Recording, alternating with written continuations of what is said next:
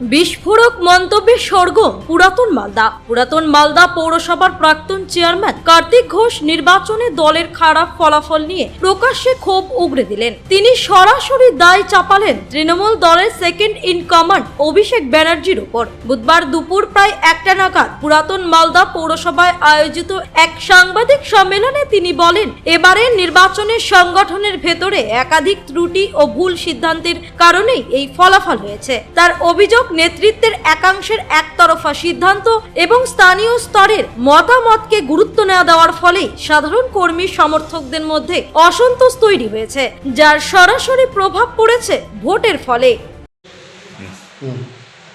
জনাদেশ পেয়েছে, ম্যান্ডেট হয়েছে আমাদের বিজেপি দলকে। মানুষের রায় আমরা মাথায় পেতে নিয়েছি। আমরা চাইব, সমস্ত দলের কাছে আমরা অ্যাপিল করব যে ইন্টার এরিয়া শান্তি শৃঙ্খলা যেন বজায়টা থাকে এবং কাউরির পার্টি অফিস আমরা দখল করে নিব, কাউরির আমরা বিভিন্ন জনপ্রতিনিধি হোক বা কাউকে কটূক্তি করব, এটা কিন্তু আমার মনে হয়